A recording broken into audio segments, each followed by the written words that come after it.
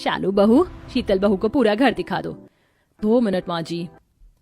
शीतल अपने पति मनोज से कहकर बाहर गाड़ी में 2 कच्चे आम की बोरियां मंगवाती है। इतने सारे कच्चे आम देख सभी लोग काफी हैरान होते हैं। अरे शीतल बहू, इतने सारे कच्चे आम कहाँ से लेकर आई तू? माँ जी, आप एक गांव की गवार लड़की से एक्सपेक्ट भी क्या कर सकती हैं? मुझे तो लगता है कि जिस तरह ये गांव में इन कच्चे आमों को बेचती होगी, इसी तरह भी शहर में भी इन्हें बेचेगी। भाभी, आप कुछ ज्यादा ही सोचती हैं। हम गांव में रहकर कच्चे आम थोड़ी ना बेचते थे। वो तो जब हमारी विदाई हो रही थी तो हमारी अम्मा ने हमें बोरी भरकर कच्चे आम दिए थे। गर्मी का मौसम है और अगर गर्मी के मौसम में कच्चे आम नहीं खाए तो फिर क्या ही खाया? शीतल का जवाब सुन शालू का मुंह बन जाता है। 2 से 3 दिन शादी की रस्मों में गुजर जाते हैं। आज शीतल की पहली रसोई की रस्म होती है, जिसमें शीतल तरह तरह के देसी और स्वादिष्ट पकवान बनाती है जो सभी को काफी ज्यादा पसंद आते हैं। सच कहूँ तो मुझे खुद को याद नहीं है कि मैंने इससे पहले इतना अच्छा खाना कब खाया था। शीतल बहू, तुमने तो मेरा दिल खुश कर दिया। मानना पड़ेगा मनोज, तू है तो बड़ा किस्मत वाला। अच्छा खाना बनाने वाली जो बीवी मिली है। भाभी, मेरे लिए भी मेरी पसंद का कुछ बना दिया करना। तारीफ तो ऐसे कर रहे हैं जैसे किसी मास्टर शेफ ने खाना बनाया है। रोज रोज मैं इन्हें इतना अलग अलग तरह का खाना बनाकर देती हूँ, कभी मेरी तो इतनी तारीफ करी नहीं। शालू मन ही मन शीतल से जल ही रही होती है कि तभी मनोरमा देखती है कि शीतल कुछ भी नहीं खा रही है। अरे शीतल बहू, खाना क्यों नहीं खा रही है? इतना अच्छा खाना बनाया है तूने। माँ जी, मुझे खाने के साथ आम का अचार खाने की आदत है और टेबल पर अचार नहीं है। मुझे पहले क्यों नहीं बताया? शालू बहू, जा किचन में नीचे वाली शेल्फ में आम के अचार की बरनी रखी है, ले आ। अब इस गंवार के लिए अचार लाना बाकी रह गया था मेरा। शालू किचन में जाती है और वहां से आम के अचार की बरनी लेकर आती है। शीतल जैसे ही आम के अचार को खाती है तो उसका मुंह बन जाता है। माँ जी, ये कैसा अचार बनाया है आपने? कितना ज्यादा नमक है इसमें, बिल्कुल भी चटपटापन नहीं है। क्या मसाला डाला है आपने इस आम के अचार में? अरे बहू, अचार मैंने नहीं बनाया, ये तो मेरी मॉडर्न बहू ने बाहर से मंगवाया था। शहर में इस तरह का अचार मिलता है? कितने का है ये? शायद 800-900 रुपए का। ही राम, इतना घटिया अचार, वो भी इतना महंगा। हमारे शहर में तो इसी तरह का अचार मिलता है और हम सब यही अचार खाते हैं। अगर ये अचार पसंद नहीं आया तो खुद बना लो। जेठानी जी, आपने तो मेरे दिमाग की बत्ती जला दी। मैं गांव से इतने सारे कच्चे आम लेकर आई हूँ, तो क्यों ना मैं इनका आम का अचार बना दूं। शीतल अब अगले दिन ही छत पर ले जाकर उन सारे कच्चे आमों को अच्छे से धोकर पोंछ लेती है और दराती की मदद से आम को काटने लगती है, जिसे देख शालू, ये तुम क्या कर रही हो? घर में इतने सारे नाइफ हैं और तुम इस अजीब सी चीज से आम काट रही हो। इसे अजीब सी चीज नहीं, दरात कहते हैं। इससे ही आम काटते हैं अचार के लिए। अब शीतल धीरे धीरे करके एक बोरी के आम काट लेती है और एक बार धूप में सुखा देती है। अब अगले दिन किचन में सास के साथ मिलकर सामान देखने लगती है। माँ जी, कुछ मसाले रखे हैं और आम के अचार के लिए कुछ डब्बे भी हैं। इन्हीं को धोकर डाल दूंगी। इनमें अचार तेल भी है, 1 किलो और ले लेंगे। तो चल आज ही चलते हैं बाजार। ये अब शीतल अपनी सास के साथ मार्केट जाती है और मसालों की दुकान पर से मसाले देखने लगती है। नहीं भैया, ये सौंफ मुझे 1 किलो चाहिए। सही सही दाम लगाओ। 100 रुपए से ज्यादा नहीं दूंगी इसके लिए, और बाकी के सारे मसाले भी 200 में दो, वरना मैं चलूं आगे फिर। अब क्या लड़ूं मैं आपसे, चलो ले जाओ, ये लो।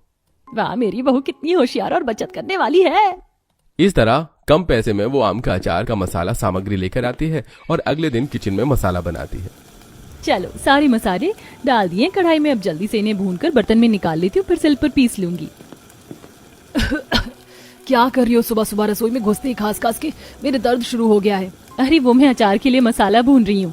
अचार बनाने के लिए रेडीमेड मसाला मिलता है, इतनी मेहनत करने की क्या जरूरत है? इतना गंवार कोई कैसे हो सकता है? शालू शीतल को सुनाकर वहां से चली जाती है।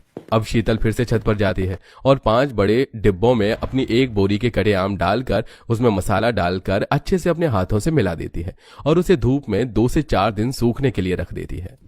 कितनी अच्छी खुशबू आ रही है अचार में से। भाभी, एक बार आप अचार चख कर देखना। अब इसमें ऊपर से तेल डाल दूंगी, फिर देखना कुछ दिनों में आम का अचार बनकर तैयार हो जाएगा। तुमने सोच भी कैसे लिया कि मैं इस अचार को खाऊंगी?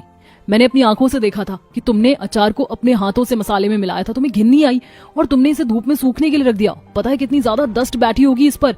छी, मैं तो क्या, कोई भी नहीं खाएगा इस घर में से। तुम गंवार लोगों को सिर्फ गंवार तरीके से चीजें बनानी आती हैं। कितना अनहाइजीनिक है। शीतल कुछ समय में शालू के बर्ताव से काफी अच्छी तरह वाकिफ हो चुकी थी, इसलिए वो उसे कोई जवाब देना जरूरी नहीं समझती।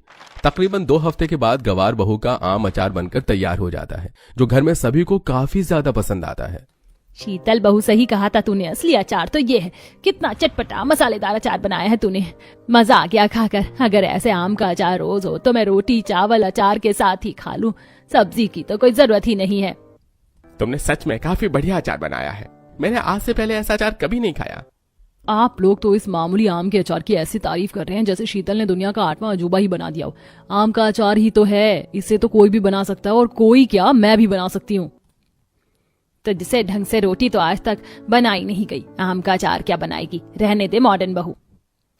आपको तो मेरे बारे में कुछ पता ही नहीं है। अब आप देखते जाइए कि कैसे आपकी मॉडर्न बहू इस गंवार बहू से अच्छा आम का अचार बनाती है। शालू अपने कमरे में चली जाती है और अगले दिन किचन में बैठकर वो बचे हुए कच्चे आमों को लेकर उन्हें चाकू से काटने लगती है। कच्चे आम काटते काटते शालू अपनी उंगली ही काट बैठती है। मेरी उंगली। अरे जेठानी जी, आप क्या कर रही हैं? चाकू से आम नहीं काटते हैं, दरात का इस्तेमाल करते हैं। लाइए, मैं दरात से आम काट कर दे देती हूँ आपको। आप जब तक चोट पर दवाई लगा लीजिए। कोई जरूरत नहीं है, मैं खुद कर सकती हूँ, समझी तुम? अब जाओ यहाँ से। चाकू से आम काटने के चक्कर में शालू की 2 से 3 बार उंगली इकट्ठे हो जाती है, लेकिन वो अपनी जिद नहीं छोड़ती। आम काटने के बाद अब शालू ऑनलाइन आम का अचार बनाने के लिए मसाला देखने लगती है। मुझे तो रेडीमेड आम का अचार का मसाला मिल गया। कहाँ वो मेरी गांव से आई गवार घर में मसाला बना रही थी और पूरे घर में धुआं फैला रही थी। बस अब थोड़े ज्यादा पैसे का ही तो है, ये 2000 का, बस इसमें क्या बड़ी बात है। शालू ऑनलाइन काफी महंगा आम के अचार का मसाला मंगवाती है और सारे आम में मसाला डालकर उसे चम्मच की मदद से मिलाने लगती है। माँ जी की गंवार बहू को तो ये भी नहीं पता ऐसे चीज चम्मच से मिलानी चाहिए या ग्लव्स पहनना चाहिए। उसने तो अपने गंदे हाथों से गंदे तरीके से आम का अचार बनाया था, लेकिन मैं तो बिल्कुल हाइजीन तरीके से आम का अचार बना रही हूँ।